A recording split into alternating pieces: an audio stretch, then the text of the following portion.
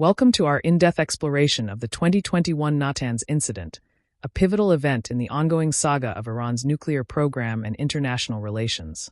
Today, we'll delve into the details of this significant occurrence, its background, and its far-reaching consequences. The Natanz nuclear facility, located in central Iran, stands as a symbol of the country's controversial nuclear ambitions. This sprawling complex, much of it buried deep underground, houses thousands of centrifuges used for uranium enrichment.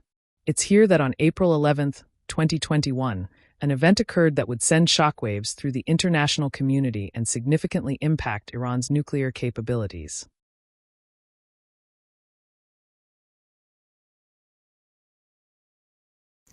The head of Iran's civilian nuclear program has described the blackout that struck the country's Natanz facility on Sunday as nuclear terrorism. The site lost power just hours after starting up advanced new equipment to speed up the enrichment of uranium. The news came just hours after President Hassan Rouhani inaugurated the new devices at the enrichment plant in a ceremony broadcast on state television via a live link to engineers who announced that they'd started the process. Israeli media speculated that Sunday's power outage at the plant was the result of a cyber attack, but offered no proof or source. The incident comes as negotiations continue with world powers in Vienna to bring the United States back into the nuclear deal that Donald Trump withdrew from in 2018. His successor, Joe Biden, has said he's ready to return, claiming the accord had been successful in dramatically scaling back Iran's nuclear activities. It was a seemingly ordinary Sunday morning at the Natanz facility. Just the day before, Iran had proudly unveiled new uranium enrichment equipment, a move seen as a show of defiance against international pressure. Little did they know that within 24 hours, their celebrations would turn to dismay. Suddenly, the facility experienced a massive power failure. Initial reports were vague, with Iranian officials describing it as an incident involving the power network. But as more details emerged, it became clear that this was no ordinary technical glitch. The attack struck at the heart of Natanz operations. The explosion completely destroyed the independent internal power system that supplied the underground centrifuges. The damage was extensive and devastating. The international community reacted swiftly to the news.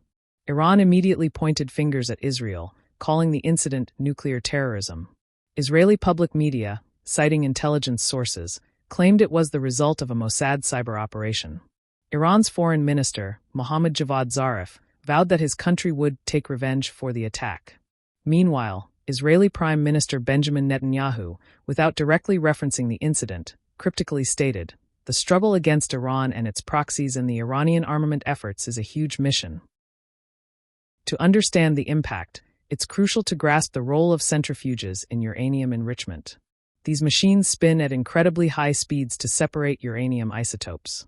By destroying thousands of these centrifuges, the attack dealt a severe blow to Iran's enrichment capabilities. Despite the setback, Iran vowed to rebuild and expand its nuclear capabilities.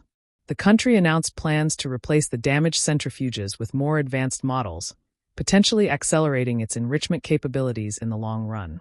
The Natanz incident raises complex ethical and legal questions. While some view it as a necessary action to prevent Iran from developing nuclear weapons, others condemn it as an act of aggression that violates international law. While sabotage and cyber attacks are generally considered illegal, the unique context of nuclear nonproliferation efforts complicates the issue. As we look to the future, the incident's long-term impacts remain to be seen. Will it ultimately delay Iran's nuclear ambitions, or will it push the country to redouble its efforts? How will it affect international diplomacy and the delicate balance of power in the Middle East? As we conclude, I encourage you to stay informed about these critical global issues. The complexities of nuclear proliferation and international relations affect us all. Consider supporting organizations dedicated to nuclear nonproliferation and peaceful conflict resolution. Your engagement and awareness can contribute to a safer, more stable world. Thank you for joining us. Until next time, stay curious and stay informed.